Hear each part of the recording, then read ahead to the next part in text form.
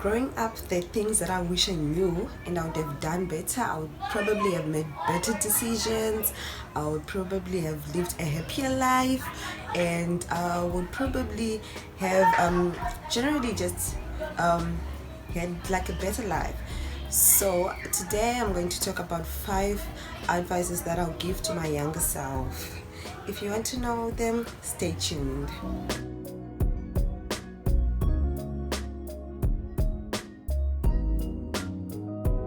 Hello guys, welcome back to my channel. Before we get into this video, don't forget to subscribe. Subscribe and like. Okay, so we're talking about 5 advices I'll give to my younger self. So advice number 1: it's okay to be different. Girl, you're pretty, you're beautiful the way you are. Period. Nobody can tell you anything else. You're beautiful, period. You're who God made you, and you're what God made you. You're what God wanted you to be. So don't let any miserable person validate themselves at your expense. Remember that you're beautiful. I remember when I was in high school and I used to stress so much about my dark complexion, because people always used to talk about, oh, you're so dark skinned, oh, like, how are you this dark skinned? And I used to spend so much time wondering how I would look if I was light in complexion, instead of spending that time embracing my melanin, my chocolate skin. Ooh, guys, dripping in melanin. Advice number 2: do what you want.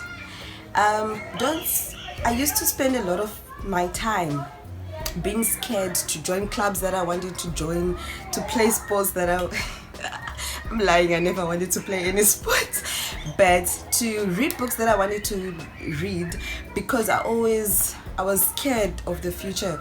But the truth is, you're young and you have room to make mistakes, you have room to try again if the first time fails, you have room to redo things differently. So do not be scared to like take risks and worry about, oh, if I do this, what's gonna happen. Just do what you feel like doing. And the only way to know what's gonna happen is to actually experience it. So you have to actually do something to know if it's gonna work for you or if it's not gonna work for you. You're not just gonna know that by sitting at home or being like, oh, I'm scared, I don't know what happens if I do this. And for example, when I was young, it was a time when everybody was listening to hip-hop and R&B, and there's nothing wrong with that. I love that kind of music, but at that time I couldn't express my desire to listen to all kinds of music. So I couldn't listen to gospel music because it wasn't so cool to be a Christian, it wasn't so cool to love God, and I used to suppress my relationship with God so that I would look a certain way, and I wouldn't be looked down upon, if that makes sense.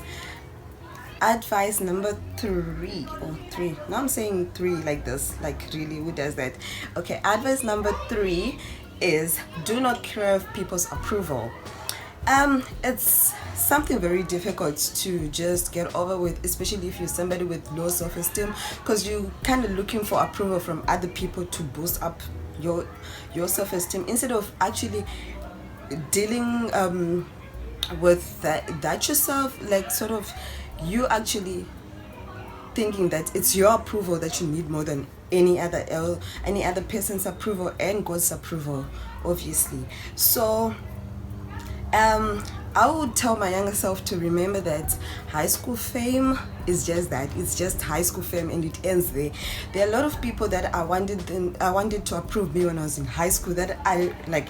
Nobody is right now. They like, I just look at them and then I'm like, I really wanted this person to like me when I was in high school. Like, really, girl. So I'll tell my younger self to just live. You're young, live. Advice number 4 is do not dim your light to make other people comfortable. Don't do that. You can still be humble and celebrate your success, and it shouldn't be your job to make other people feel good about themselves. neither is it their jobs to make me feel good about myself. And I used to, like, when something good happens, let's say I get a prize, I do good in school, and like a friend or somebody I know doesn't do great, and then I just don't take time to appreciate the good things happening in my life because I'm trying to make the other person feel happy, and I would confuse that for humbleness. That is not humbleness. Like, now I keep telling people that when I become when I make it in life the way I want to make it, people are going to know it, because I will express that I've made it in life because I've struggled to get to that point to who I am. So I'm not going to let myself shine less because somebody else feels like when I shine, I dim their light. No, we can all shine together. It's not my job to make other people feel great about bad decisions they made. And I'm also not going to spend the rest of my time also dimming my own light, but always bringing the bad things that happened in my life. But I am going to enjoy the good things happening now.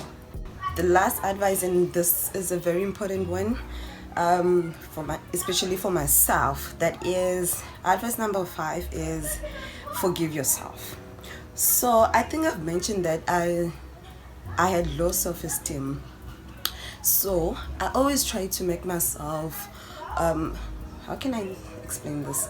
I always try to avoid putting myself in like embarrassing moments by all means, which meant I still do though, I hated meeting new people. It was like, I didn't like that because it always made, I didn't want to be like on the spotlight. I didn't want everybody's attention on me, because whenever I did something stupid or embarrassing, I would never forgive myself. I would replay it even years later. I would just be like, oh, you still remember that time you fell at school and everybody laughed at you? And then it actually ruins my mood, and then I feel like, why did I walk that way? I could have walked the other way and then I wouldn't have fallen, stuff like that. And I used to always like feel better about that, and like always punish myself about mistakes that I made when I was young. But I would tell my younger self now that no feeling is permanent and no feeling should be permanent. So I shouldn't make small mistakes in life ruin my mood whenever, and be just like, oh, why did I do this? Why did I do that? No, but I would like stop beating yourself up for things that you sometimes have no control over, because maybe even if I had gone that other way, I would still have fallen. So okay guys, those are the 5 things I would tell to my younger self. And comment down below with what you've learned and you would tell your younger self, and things that you wish you knew when you were younger. And if you've enjoyed this video, don't forget to like. I think the like button is here, right? Don't forget to like and to subscribe. I love you.